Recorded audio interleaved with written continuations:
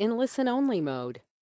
Hi, good afternoon, everyone. Today is Wednesday, May 12th. I'm Donna Will, Professional Development Coordinator for the Developmental Disabilities Administration. We welcome you to the Maryland Community of Practice for Supporting Families webinar series. The title of our webinar today is Maryland Partnership for Affordable Housing, MPHA, Overview of Housing Programs. This session is being facilitated by Mary Anne Kane-Breschi, Director of Family Supports for DDA, and her special guests include Chelsea Hayman, Director of Housing, Policy and Programs with the Maryland Department of Disabilities, and Christina Bolyard, MPHA Administrator, Maryland Department of Disabilities. Before we begin, I'd like to go over a few things about the webinar. All participants are in listen-only mode. There are two options for listening to the webinar, by computer and phone. And if you have trouble hearing, you can try switching by clicking on the appropriate button on the webinar panel. There are handouts for the webinar. Actually, there's just one, and you can find it in the handout section in the panel on the right of your screen. It can also be emailed if you are listening by phone. We are recording the webinar, and also we'd like to hear from you to get your feedback on today's presentation and any suggestions you might have for future topics. Please use the question or chat box to the right of the webinar panel to provide it. In addition, we're interested in highlighting how people with developmental disabilities and their families are connecting during this pandemic throughout the webinar series. If you're interested in sharing your story, please contact Mary Anne Kane-Breschi directly at mary.kane-breschi@maryland.gov or me, donna.will@maryland.gov. If you have any questions related to your family member services, please contact your local regional office. So now I'd like to introduce Mary Anne Kane-Breschi. Hello. Hi, Donna. Hello, everyone, and good afternoon. On behalf of the Maryland Community Practice for Supporting Families, welcome to our webinar. The purpose of the Supporting Families webinar is to bring people with intellectual and developmental disabilities, their families, however defined, along with others, to connect, share information and ideas, and learn from each other in an effort to support one another and build knowledge, skill, and resiliency within ourselves and the community as we continue to find our way through COVID and everyday life. Throughout this series, we have discussed a variety of topics and concerns with which individuals and families are facing related to COVID-19 in everyday life. And we do this with the help of invited guests and subject matter experts, and of course, through the lens of Charting the Life course. Charting Life course is a set of universal principles and tools. Its fundamental principle states that all people have the right to live, love, learn, work, and play, and pursue their aspirations in the community. It was developed by the University of Missouri, Kansas City, their Institute for Human Development, Family-to-Family program, and was developed to help people with developmental disabilities and their families create a vision for their good life, to assist them in thinking about what they're going to need to know and do, navigate and or develop supports and resources they might need, and finally discover what it's going to take to live the lives of their choosing and to do it. Not only do we employ these principles when working with individuals and families, but the principles of Charting the Life course inform the work of the Developmental Disability Administration in the creation of its regulation, policy, programs, and practices.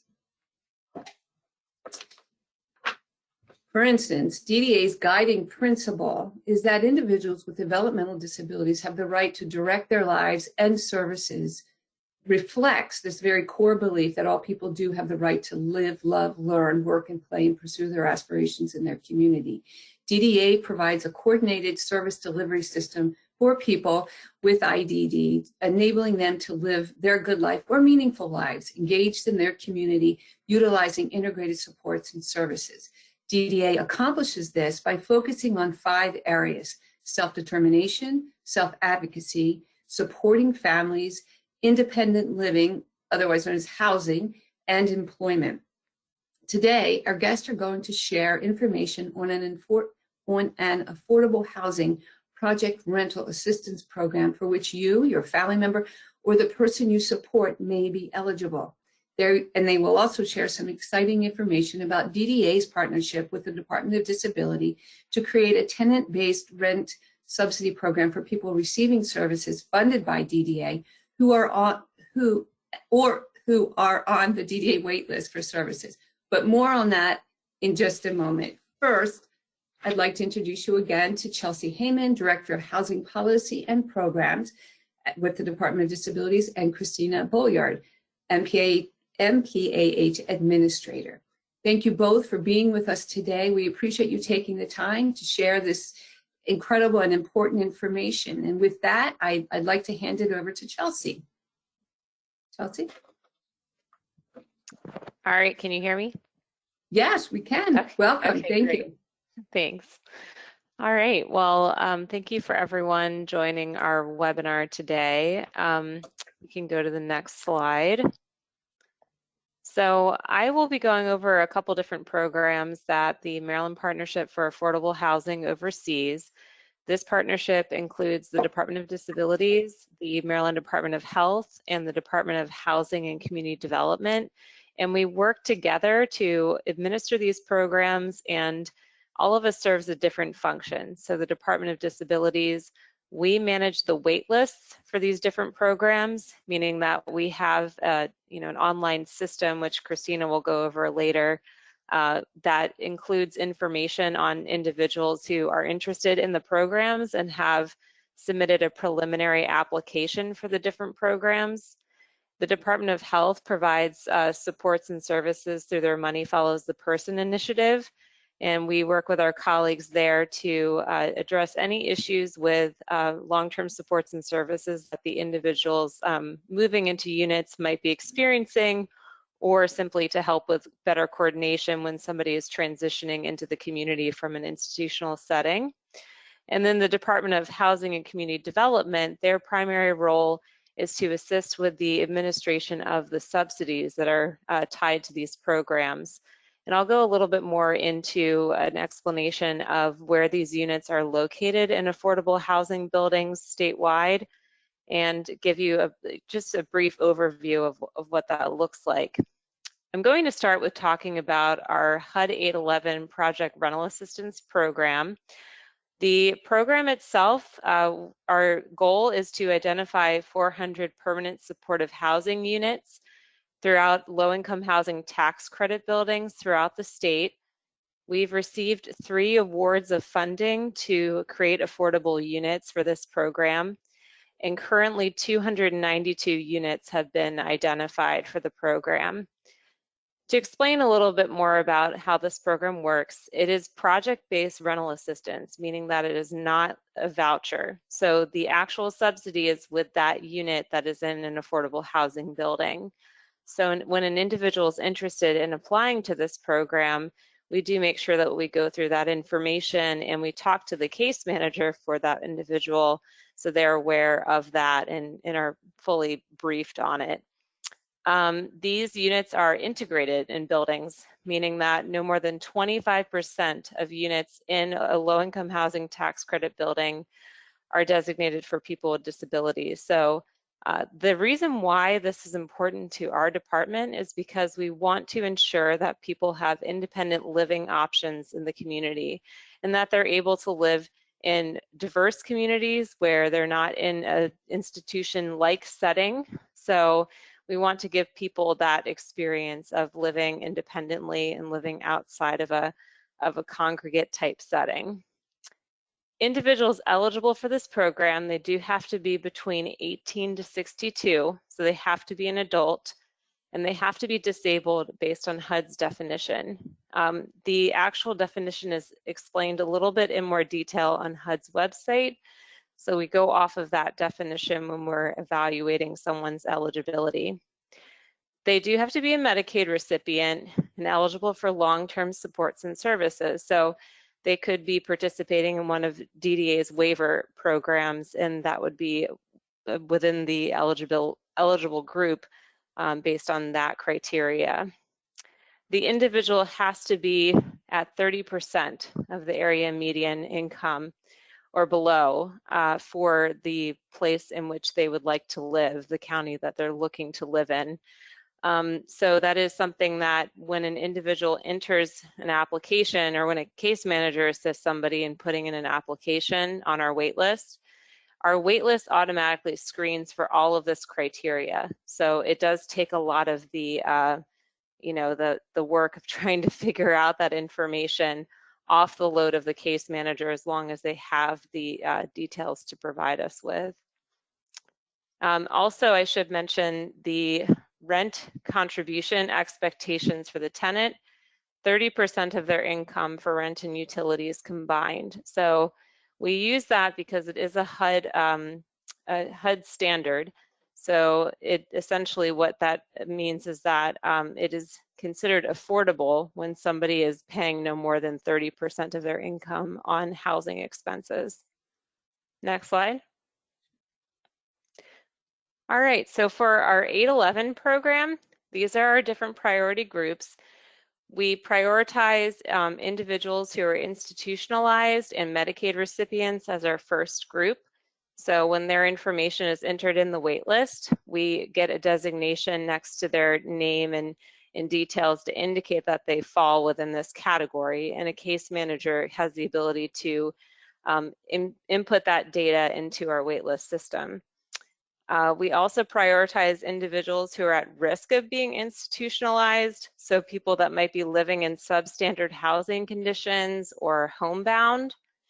Also, we prioritize people who are moving to independent renting. So that could be people who are in the DDA Community Pathways waiver, group home and ALUs, or individuals who are in the Behavioral Health Administration's residential rehab program as well. And then our fourth priority group are individuals who are currently homeless, or individuals who are in, there's different breakdowns based on different priority orders. You can see them here. That could also include people who are actually homeless, or people at imminent risk of homelessness. So there's a couple different categories that fall under that larger priority population. Next slide.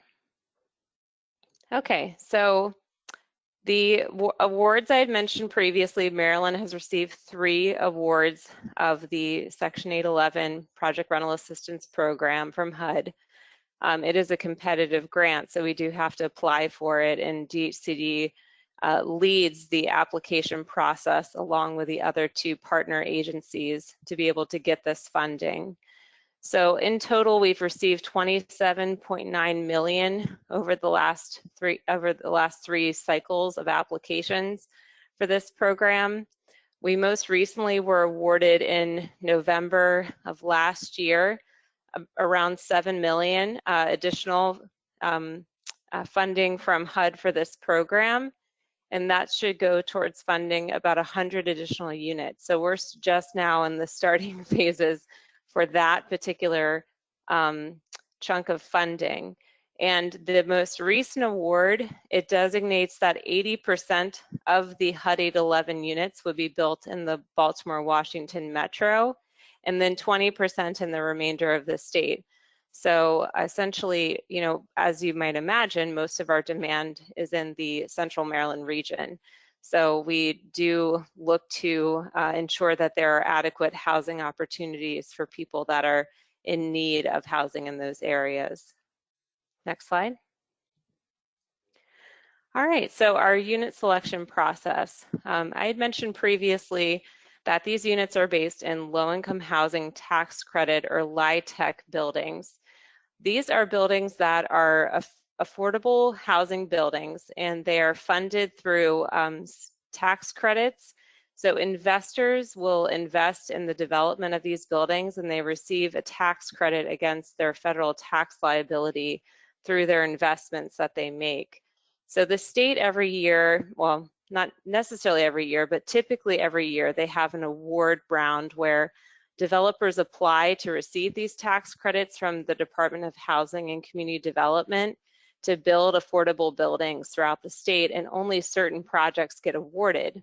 In those projects is where we have our units based. So The 811 program, when we are looking to identify new locations for some of our units, we will look at our wait list, our system where we have individuals' information inputted, simply because it is a great tool for us to screen for counties where there's higher demand. We can also screen for individuals who might be indicating they need a 1-bedroom unit versus maybe a 2-bedroom unit. And that allows us to have a better idea of where we should locate our units in different properties. So DHCD, or the Department of Housing and Community Development, they will convene a meeting with us in the Department of Health, as well as a representative from the Maryland Centers on Independent Living. And we have a discussion about different projects that are up for consideration for the 811 program. So we look at other factors as well. We look at the location, we look at the proximity to transportation, to shopping, and healthcare facilities around the building. All of those are extremely important to us because we do want to make sure people have access to those kinds of opportunities in the community. And then after we've reviewed those locations and we solicit feedback, then we go ahead and have the conversation with the Department of Housing about how many units we might be looking to secure in that building. And if the developer that is building the building is amenable to that award, then we go ahead and move forward with getting the funding over to that developer so they can add in those units in that building, and we just take it from there. Next slide. The Weinberg Apartments program. So I'll go ahead and talk about this program in a little bit more detail. It's a little different from our HUD program. It's privately funded by the Weinberg Foundation, but similar to the HUD 811 program, it is a project-based rental assistance, meaning that the affordable unit stays in the property. So it's not a voucher. You can't take the voucher and go shop for housing. It is specific to that low-income housing tax credit building. Next slide. So a little background on this program. It actually predates the 811 program. So we started working on this program in 2011. The initial amount of funding we received was $2 million, and then we received an additional $2 million in August 2016. And then in 2020, we received $3 million to be able to fund additional units for this program, which is very exciting. One caveat to this program that does make it different from the 811 program is that there are income requirements that require you to have some income. So for the first tranche of funding, the requirement is that individuals have to be between 15 to 30% of the area median income. And then the second group of funding from 2016 requires people to be at 10 to 30%. So the 2020 funding also has similar requirements. So there is that that has to be factored in. Fortunately, again, our waitlist system screens for all of this. So when a case manager inputs somebody's information in our system, if they don't qualify for this program, it would not add them to this list. So it's a great tool for us to use, and it really helps consumers. It helps case managers with helping people through the process. Next slide.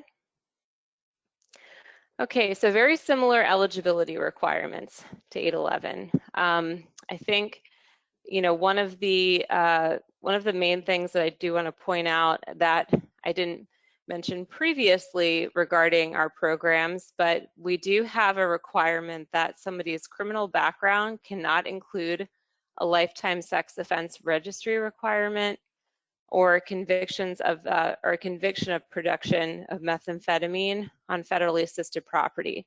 Those are HUD rules, and they also apply to our Weinberg Apartments program. So any project that receives low-income housing tax credits will have this requirement. It's simply part of the program. As I mentioned previously, the eligibility requirements are very much so the same. Individuals have to be disabled in receiving SSI and/or an SSDI cash payment to be eligible for the program. Next slide.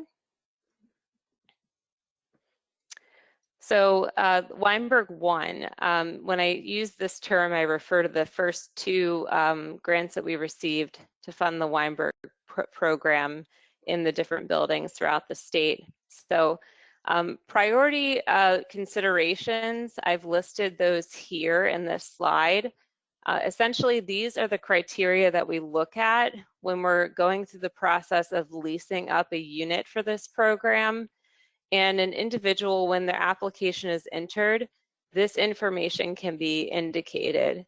And through reviewing this information, that helps with making a determination over an individual that might be considered higher priority based on their needs over somebody who might not.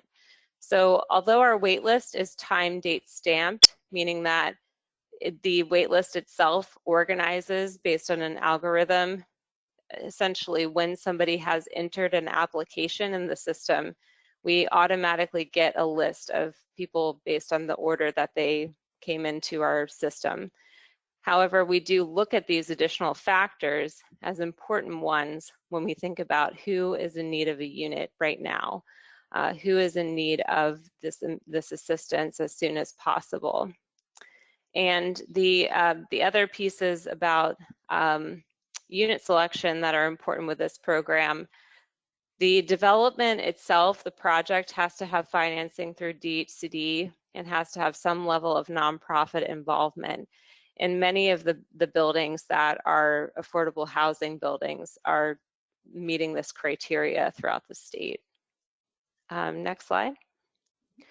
Okay, so this is one of the things I wanted to highlight for this presentation, which is Weinberg 2, and what I mean by that is the most recent funding that we received last year, the $3 million that is going to fund additional units for this program throughout the state. So with this funding, the foundation wanted us to really target our priority groups and to ensure that we are looking to house individuals who meet these three criteria here. I think that this is of great interest to this group because the first group that they wanted us to focus on was transitioning youth with intellectual and developmental disabilities who are 18 to 35, living with an aging caregiver in a group home setting, or transitioning from permanent supportive housing. So this is a population that we are really looking to get more information about and to capture. I know that individuals meeting this specific criteria are out there.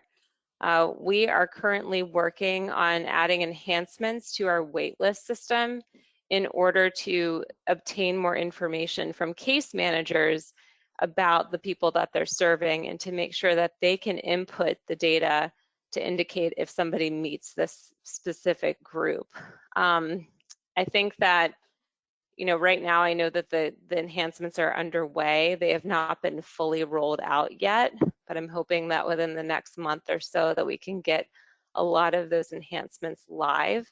So for people who are users of our system already, that kind of information is important to keep your eyes peeled for. So if you have a client or person you're working with, supporting in the community that meets that specific criteria, then this is a great opportunity for them to have that kind of information indicated. So when we do come across a housing opportunity in this specific grant cycle, that we can contact them and make sure that they're aware that they are able to apply. Some of our outreach that we've done so far, we have engaged the foster care system through DHS, and we have been working with DDA, obviously also on the rental subsidy program, which I'll talk about a little bit later, but the partnership has been excellent, and we've been really, really encouraged by the responsiveness and also the ingenuity of a lot of the DDA lead staff. So very appreciative of the partnership. Next slide. I didn't know that had an animations. I didn't know that either. I I got scared there for a didn't do second. that. What's happening? It's okay. So these are just some numbers for you about our 811 and Weinberg programs. You can see that there are a good number of people on our wait lists. So within Section 811, we have 850 active applicants and 733 on the Weinberg list. So we usually don't have a hard time finding people that might be interested in applying. Typically what happens though is that an application is put into our system and someone might be waiting for quite a while until they get notified of a housing opportunity. So we can't give out waitlist numbers to people that are added to our registry simply because we don't know if another person who is ahead of them could accept or reject the opportunity. So it's constantly changing. And that's why it's so important that with consumers that you're working with, or if you're a family member and you have an adult child who's receiving services, engaging with the support team that they're working with and ensuring that up-to-date information is in our system. So when we do contact them, the actual housing application process is far easier because we have accurate data on the individual. Next slide. Okay, so I'll talk briefly about these. The two local partnerships that we're working on with different counties in the state are the Community Choice Homes Program, which is our collaboration with Montgomery County's Housing Authority. This program was developed and it created 30 HOC owned rental units for people with disabilities. This essentially works very similarly to 811 and Weinberg in the sense that the unit is, the funding is tied to the unit in the building. So these are affordable units. An individual doesn't pay more than 30% of their monthly gross income for rent and utilities, and they are within buildings that the Housing Authority owns throughout the county. There is a live-work preference for this program, meaning that applicants have to live or work in the county at the time of referral or have met this criteria regarding working within 5 years of referral, or they've perhaps left the county to live in an institution or group living setting.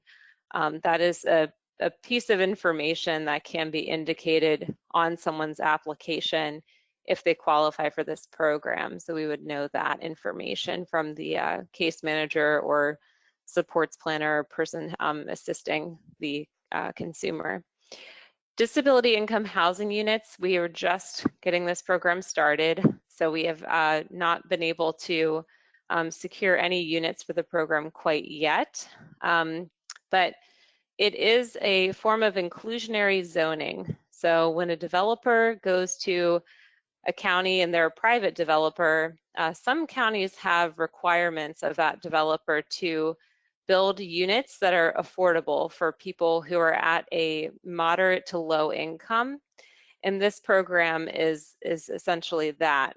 It creates affordable units in projects for people with disabilities, and they have to have an income at or below 20% of the area median. Most people that we work with have incomes far below 30% of the area median or no income at all. So this is why we have, very stringent income requirements, because we do know that the need is very great at the lowest incomes. Next slide. So this is referenced in the beginning of the presentation. This is very exciting. Our team has been working with the Developmental Disability Administration for the last 2 years on a rental subsidy program. And this, unlike the other programs I mentioned previously, is a tenant-based rent subsidy. So it is like a voucher. The individual can receive a voucher, and that voucher they can use in different properties to be able to rent at an affordable price for them based on their income. So the rent is adjusted according to what their income is. So it's very similar to a Section 8 program, if you're familiar with that. This partnership is essentially going to, we're still in the development phases, but essentially it's going to provide rent subsidies for people who are receiving services funded by DDA or on the DDA waitlist for services. Right now, we're in the process of making a waitlist registry, similar to some of our other programs I mentioned for this specific initiative. So that's underway currently. And we're also working on the process of thinking through some of the training that will be needed for housing support services staff and CCS workers who are going to be the primary points of contact helping a person to apply to this program. The Rent Subsidy Administration will actually be through our work with the Department of Housing and Community Development. They'll assist with actually, issuing that voucher payment because they already have the infrastructure set up to do so. But we're very excited about this, and it's going to be transformative for many people who receive services through the DDA. Next slide. Sure. All right, take it away, Christina. Welcome, Christina. I forgot to turn my microphone back on. Thank you, everybody. So I'm going to go over some of the information for actually using and getting applications entered onto the wait list. Next slide. So we use a web-based online registry through an agency called socialserve.com. It's actually run by a company called Emphasis. We use the term case managers as sort of like an umbrella term for support planners, coordinators of community service, resource coordinators,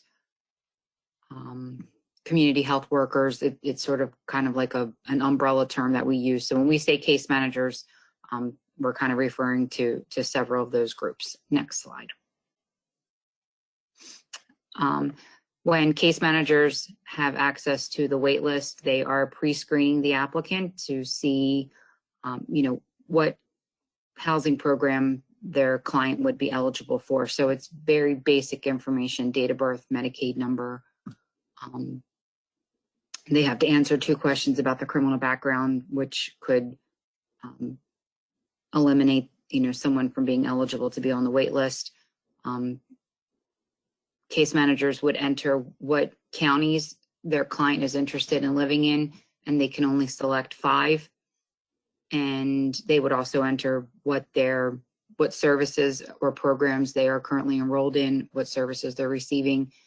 And then as they would enter a current living situation, and that's what Chelsea was talking about, those priority categories, that those priority categories are determined by the current living situation that's entered. Next slide. Once an application is entered onto the wait list and we are notified that a property is ready to start their leasing process, we run a list to see who's interested in that county, in that bedroom size. One of the things to mention for the Section 811 program, this program only has 1 and 2 bedroom units. There's never going to be anything larger than that. So just as a little piece of information, if you have clients that need, that have a larger household that might need a larger unit. Section 811 only has 1 and 2 bedrooms. Weinberg program, we get 1 and 2 bedrooms. Every once in a while, we get 3 bedroom units. So if you have clients that, need a larger size unit, definitely see if they're eligible for that Weinberg program. Once we find out that the property is ready to go, we run that list. We have an introduction meeting with the property management company to go over their information regarding the property, things that they have set up. We get their resident selection plan, their reasonable accommodation policy. And then once we have all of that ready to go, we send that out to the applicants, to the case managers that have applicants that are interested in applying to the property. Typically, we try to give everyone a 14-day turnaround time, unless, we're kind of at the end of the rope for the application processing and lease up. Sometimes we have to shorten that deadline, but in most cases, we give a 14-day turnaround time to complete that application and return it with a valid ID and social security card. And then we have weekly or biweekly meetings with the property management company to see how things are going, to get a status update on all of the applications that have been submitted, see where things are, and then we can provide a list of the applicants that can be offered the units. Next slide. So the selection process. So when we know that the units are available, we run a list to see, but based on the area preference, that priority. So for 811, it would be the priority status, and then the date and time stamp of the application. For Weinberg, it's area, and then the date and time stamp of the application, and then MDOD would identify the eligible applicants in order. All of that is done through the wait list. It's fine. You can go to the next one. Okay. All of Okay. that is the wait list. It's not something that we do manually. So it's a nice thing. So once the applicant is selected for the unit, we send the case manager the application to get them to start working on that. They would complete the application and send it back to us, and then we would forward that to the property manager. Property manager is going to do a separate screening background check. They do criminal and credit background checks, and they look at rental history, and they also do a third-party income verification and get all of that together before they send the file to compliance to get a final approval. Next slide. Oh, there's our proper responses are crucial. It is very important that thing, and it's been a little bit challenging with COVID to get some of that stuff in, but all of the case managers we've been working with have been doing a phenomenal job of getting paperwork back the best that they can. So once we know who's applying and they've gone through the application process, we send over a list to the property based on the information that we have from our wait list for those priority groups, and let the property know who can be offered the units in what order. They will let us know, and then we verify that information based on the information we have from our wait list. We ask the properties send an acceptance or a welcome letter to the applicant so that they know their actual address. They can get utilities in their name set up. We let case managers know what lease to be signed. There's an inspection form, and then of course any of the addendums that go along with anyone's lease for a property. Next slide. Oh. And there's our contact information. So if anybody has any questions about any of the programs, how to get onto the wait list, how to get, if you're a case manager or a coordinator of community service and you don't have access to the wait list, you can get in touch with us and we can provide those instructions for you. Well, thank you, Christina, and thank you, Chelsea.